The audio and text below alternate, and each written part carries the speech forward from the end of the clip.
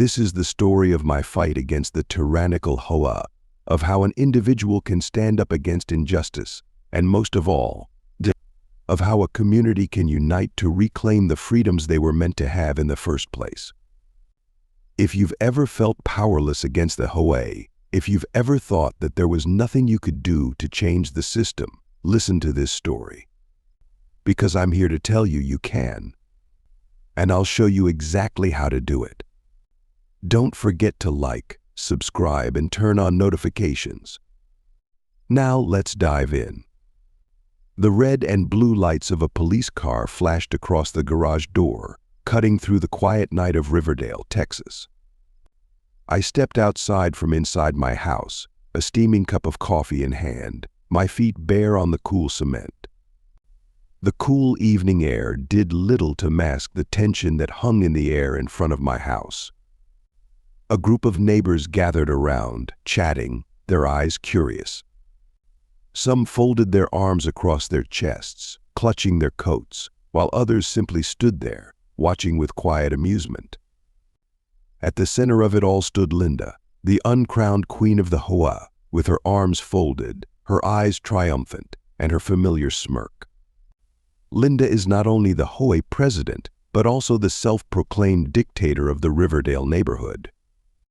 With her perfect blonde hair, expensive yoga clothes, and glittery live, laugh, love hoodie, she never misses an opportunity to exert control over people's lives.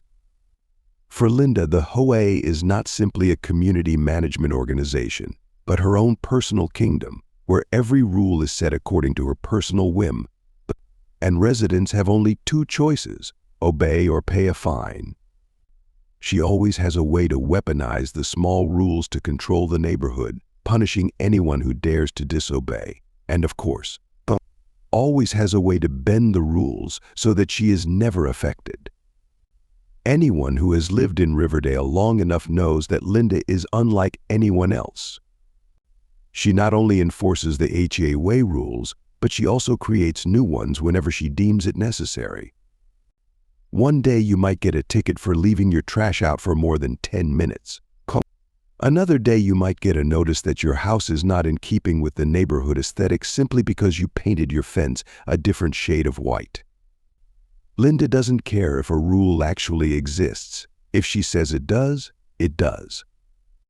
No one forgets the story of Mr. Rogers, a gentle elderly resident who was fined $800 by Linda for keeping Christmas lights on for more than 2 days after the holidays. Or the Smiths, who were forced to remove a children's swing from their front yard because it did not comply with the general plan. Even though Linda herself had a mini playground in her backyard. Linda has a golden rule: she doesn't have to follow her own rules. Linda's backyard has a shed larger than the HOA's rules allow, but when neighbors ask, she just smiles and says it's a necessary exception. Those who dare to question often receive a formal written warning from the HOA, along with the threat of closer monitoring. Linda is also a master at the art of collecting fines.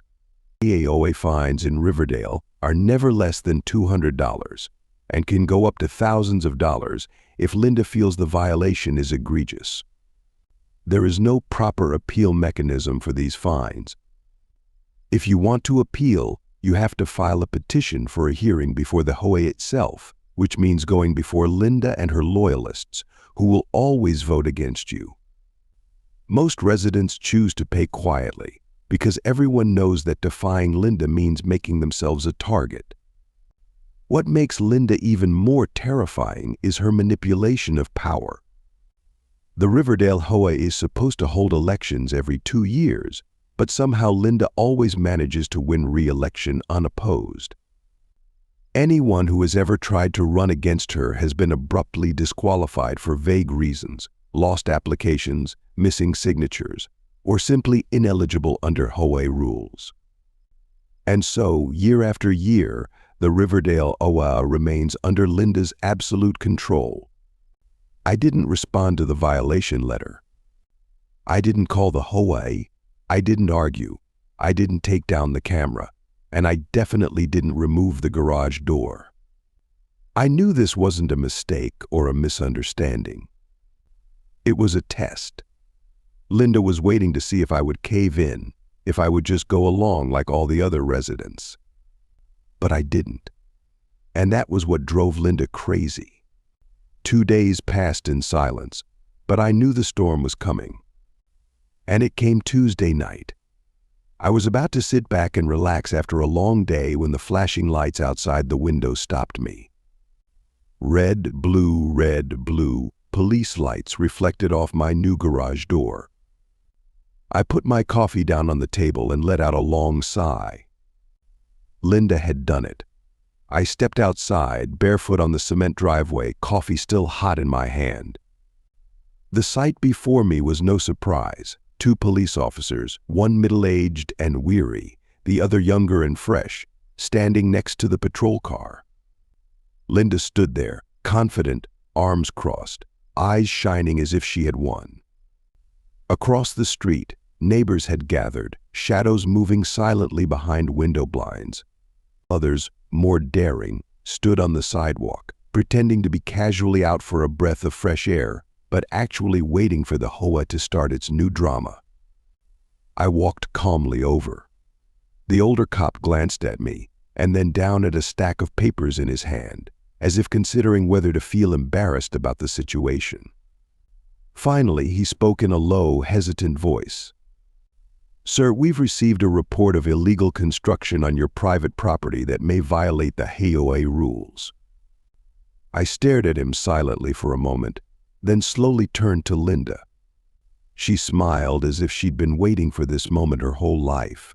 A garage door, a security camera, and Linda had called the police. This wasn't a woman enforcing rules. This was a man who couldn't stand losing control. I didn't react immediately. I just stood there, enjoying the absurdity of the situation. Linda thought that by bringing in the police, she could force me to give in immediately, that I would be scared into taking everything down, that I would apologize profusely and pay the fine like everyone else. But I didn't. The younger officer stepped forward, his eyes wary, but also a little confused. He looked at the garage door, then up at the security camera mounted on the wall. A moment of silence passed. Finally, he turned to his colleague. "It's just a garage." I could see the weariness on the older cop's face as he sighed.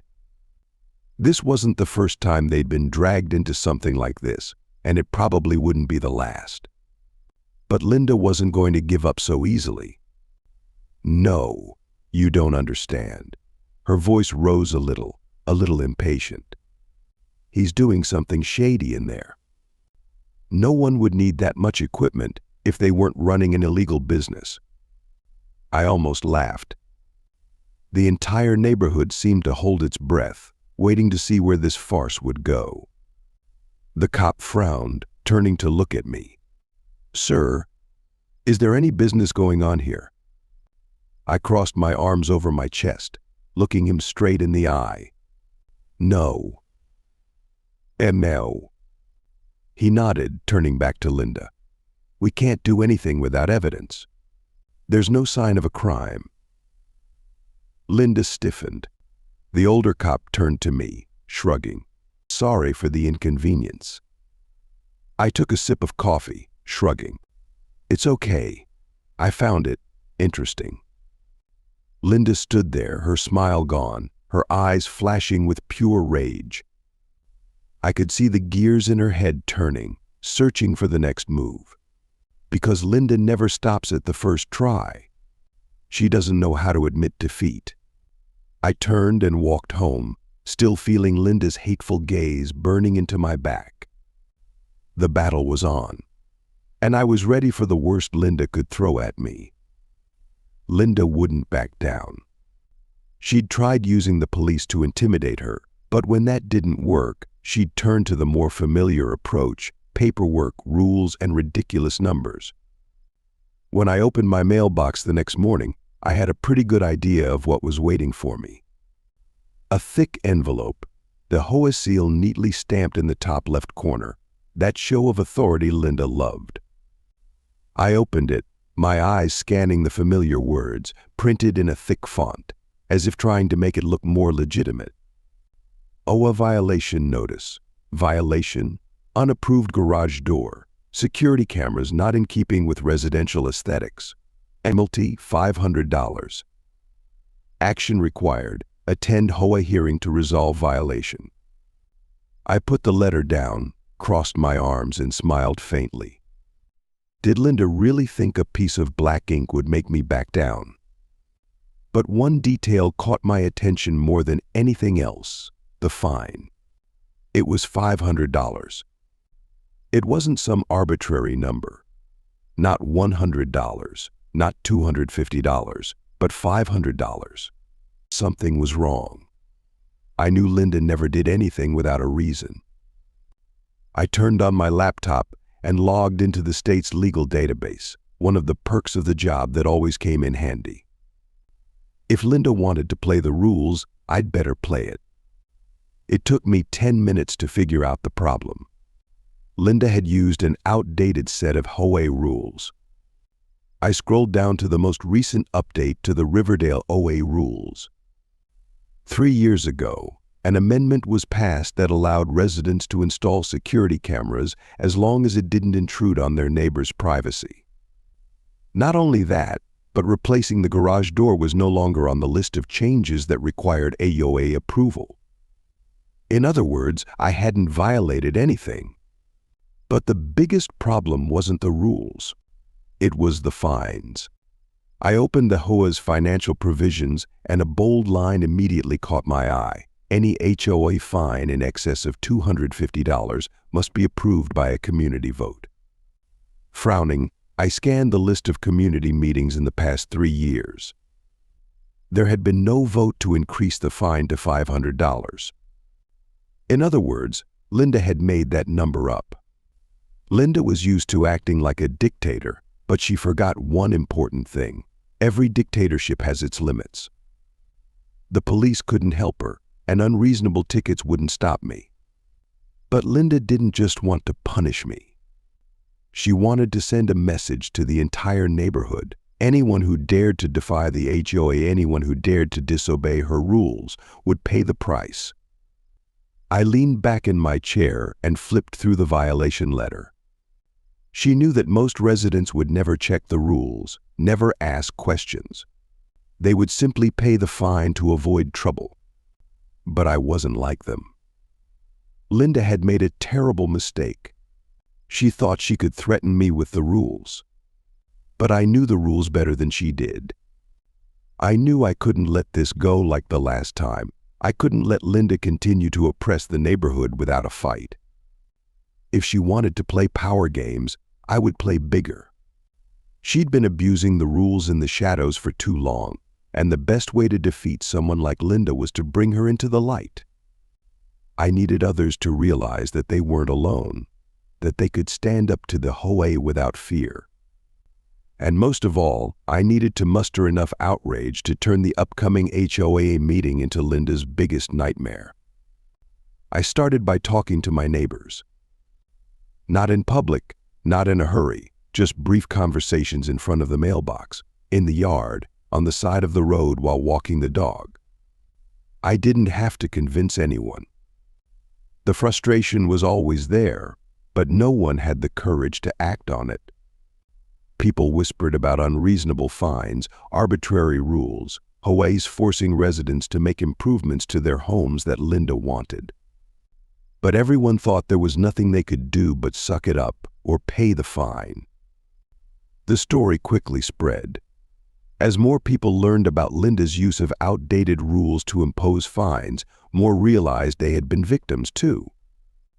An elderly man recounted how he was fined $800 for leaving his Christmas lights on for just 2 extra days. A couple was threatened with having to remove a children's swing in their yard because it did not fit in with the aesthetic of the neighborhood. One woman whispered to me that she had received 3 violation notices in the past 2 months alone, and she was certain Linda was trying to force her to sell her house. The most interesting thing wasn't the discontent. It was the consensus. When I showed them that Linda couldn't impose arbitrary rules, when I explained that fines over $250 required a vote of the residents, when I pointed out that she had been abusing her power for years, they lost their fear. They started to re-examine their own fines, read their own HOA rules, and ask questions they never dared to ask before. In just 2 days, the HOA had a much bigger problem than just my garage door replacement. People started filing protests, started asking for financial records, started emailing Linda about her decisions. Linda no longer had just me to deal with. She had the entire Riverdale community to deal with. And that was just the beginning. I knew Linda wouldn't back down easily. She would try to silence me. She would try to silence the angry residents. But none of that mattered anymore. I didn't just want my fines overturned. I wanted to expose the entire farce Linda had been up to all these years. I prepared the legal documents. I gathered evidence of HOA violations. I documented the financial irregularities that Linda had circumvented to hide. And I made sure that all of this was presented at the next HOA meeting, in front of all the residents. Linda thought that the upcoming hearing would be her place to exert her power, to force me to comply. But she was wrong. This HOA hearing would not be a trial of me. It would be an indictment of Linda. I wasn't surprised to see the meeting room packed with residents, many of whom had never bothered to attend HOA meetings before. But this time was different. This time they weren't there to hear some boilerplate speech or see Linda enact yet another set of unreasonable rules. They were there because they'd had enough, and tonight they wanted to see Linda answer for what she'd done. Linda sat at the head of the table, looking like a queen about to punish a rebel, but I could see the confusion in her eyes. She hadn't expected such a large turnout, and she certainly hadn't expected this tension. Most of the people in the room had their arms crossed, their faces hard. They were no longer the passive residents who had accepted the HOA's every decision. They knew the truth. Linda had abused her power, that she had invoked an outdated bylaw, and that the fines they had paid over the years were likely illegal. The meeting began, and as usual, Linda tried to steer the discussion in her favor. She opened a thick file, her voice laced with false confidence, as she announced that the purpose of the hearing was to review my violations. But before she could speak, I slowly placed a file on the table, a file just as thick as hers, but with a completely different content. I laid it all out. I began by pointing out that the charges against me were unfounded, that the garage door did not violate any code, and that the installation of a private security system was perfectly legal under the HOA bylaws that had been updated 3 years earlier. I pointed to the projection screen, which clearly displayed the official update to the HOA bylaws, and let the whole room see the truth. Linda froze in her chair. She knew there was no way to argue against this. I continued to attack Linda's biggest weakness, the HOA's finances. I presented the fine provision, pointing out that any fine over $250 had to be passed by a community vote. I asked questions like, when was this vote? Who agreed to the $500 fine? Linda had no answers. There was no record of a vote. There was no documentation that the HOA was imposing fines that were valid. The room erupted in whispers and chatter, and the chatter grew louder. People began to turn to each other, their faces showing their outrage. They realized they had been duped, that they had been charged with worthless fines, and that Linda had been using her HOA power to her advantage for years. I didn't stop there. I pointed out the bias in enforcement, that Linda only fined people she didn't like, while her friends went unpunished for similar violations. I talked about her backyard, where there was a shed that exceeded HOA limits. I talked about the HOA dues she had raised without approval, and I talked about how she had rigged elections to keep her in power. At this point, Linda was completely out of control. She slammed the papers down on the table, her voice shaking with anger as she tried to argue back, but no one was listening. She was no longer facing a room full of frightened residents. She was facing an uprising. One resident raised his hand, his voice booming, "Can we have a recall vote now?" And that was when Linda knew she had lost. Less than 5 minutes later, the vote began. The results could not have been clearer. Linda was removed from her position as HOA president, instantly, by a landslide. No more power. No more ability to impose arbitrary rules. No more chance to continue manipulating this community. When the results were announced, the room erupted in applause and cheers. Linda sat there, stunned. She had lost, and this time there was no turning back. I leaned back in my chair, watching the scene unfold. Linda had spent years ruling this neighborhood through intimidation, manipulation, and abuse of power. But finally, the entire community had risen up against her. And this was just the beginning of the fall. Linda had been ousted as HOA president, but I knew she wouldn't go away easily. She wasn't the type to take defeat quietly. People like Linda don't take defeat for granted. They find ways to turn the tables, clinging to power until the very last moment. But this time, she no longer held the power to vote fraudulently or impose unreasonable fines. And more importantly, I was ready for the next phase, auditing the HOA's finances. The story of the HOA meeting spread quickly, and it didn't take long for residents to start asking questions about what happened to their money. For years, the Riverdale HOA had been charging higher than average maintenance fees than other neighborhoods in the city, but the infrastructure never changed. There were no street improvements, no new parks, none of the improvements that money was supposed to bring. So where did it go? I formally requested an audit of the HOA's finances, and immediately, irregularities began to surface. HOA records were suspiciously disorganized. Some receipts had no valid receipts. Expense reports did not match the actual amounts residents had contributed. Expense categories were vaguely listed as HOA operating expenses, administrative management, landscape improvements, and vague, undocumented categories. But the real shocker was Linda's personal spending. She has siphoned off more than $10,000 from the HOA fund over the past 3 years, all under the guise of HOA expenses.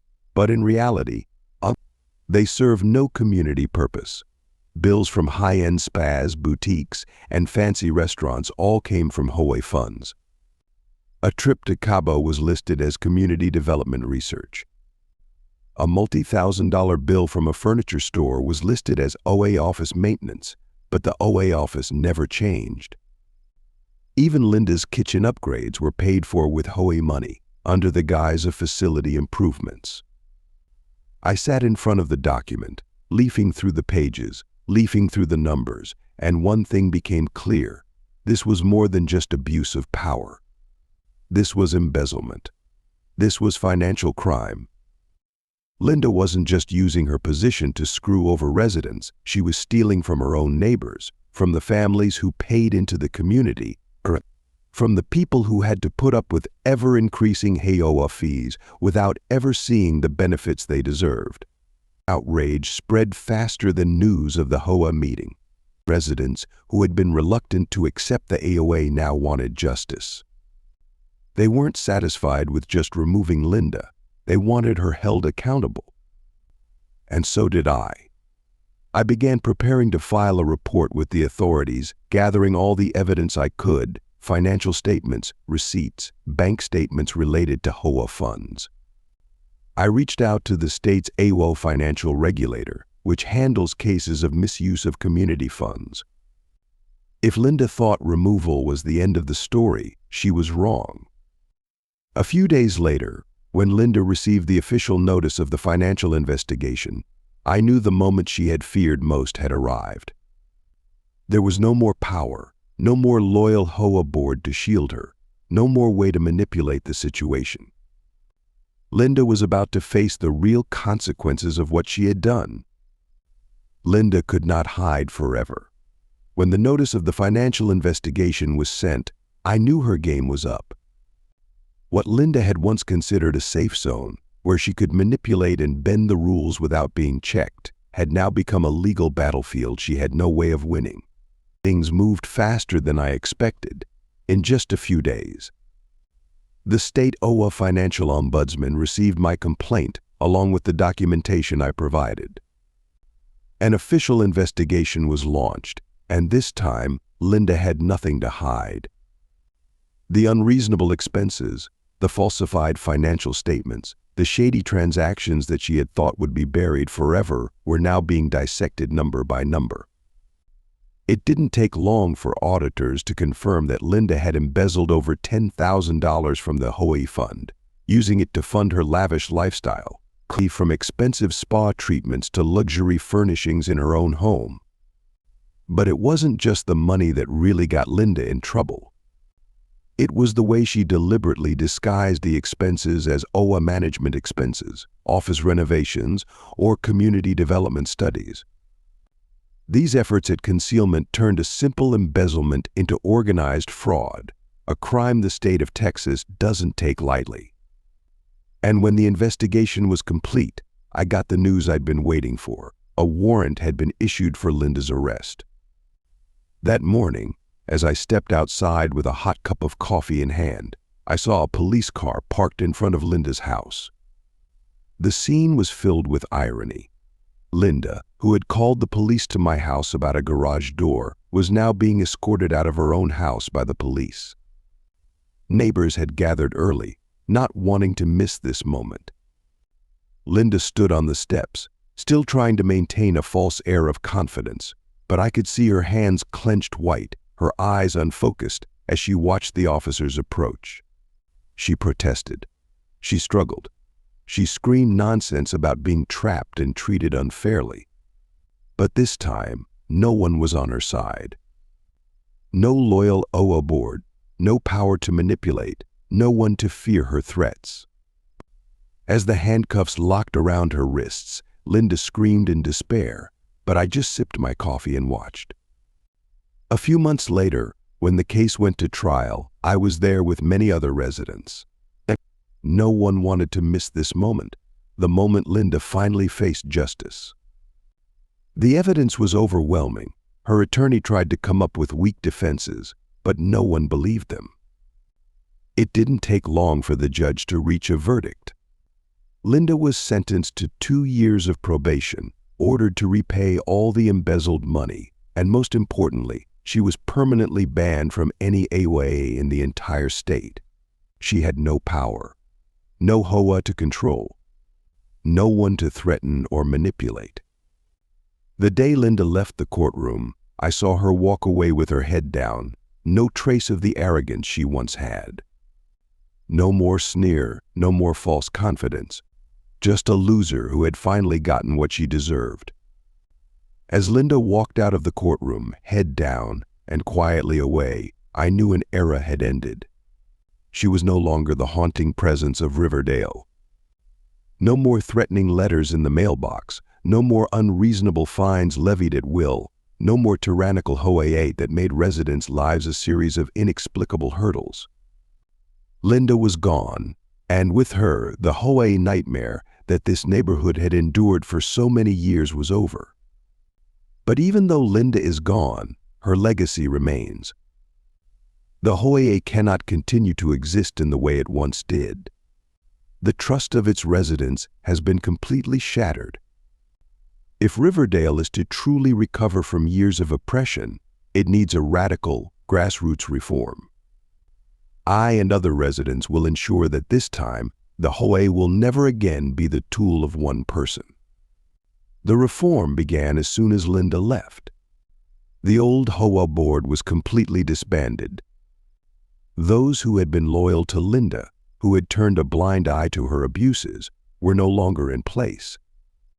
A public election was held, the first of its kind, free of manipulation.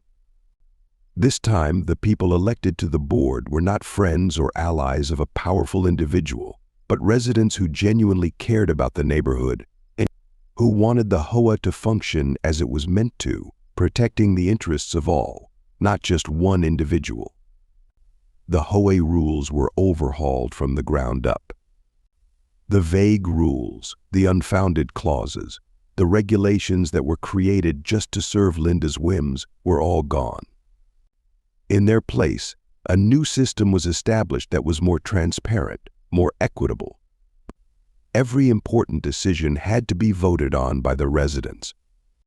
No more secret HOA meetings, no more rigged elections. Everything was open to the public, and for the first time in years, the residents actually had a voice. The changes made a difference quickly. Residents began to feel more free in their own homes. No more holding their breath while mowing their lawn, worried that the height of the lawn would get them fined. No more letters demanding that residents repaint their homes just because the color didn't please the HOA. People who had lived in fear of unreasonable clauses were now coming out of their shells, enjoying their own spaces. And then, one day, when a for sale sign was put up in front of Linda's house, the neighborhood turned it into a symbol of victory. The residents gathered in front of her house, not to gloat or humiliate her, but to celebrate the end of a dark period. There was a party right on the street, something Linda had never allowed when she was in office. Laughter rang out, handshakes and congratulations were exchanged, as if the whole neighborhood could finally breathe a new breath of air. I stood at a distance, sipping coffee, watching the neighbors laugh together, not worrying about some ridiculous regulation for the first time. Dave, who had been fined for leaving his trash outside too long, waved me over, a big smile on his face. And I knew that we hadn't just beaten Linda, we'd won back our community. Riverdale has finally escaped the HOA nightmare. Not by fear or submission, but by standing up, uniting and reclaiming control of its own neighborhood. And this time, I'm sure there won't be another Linda.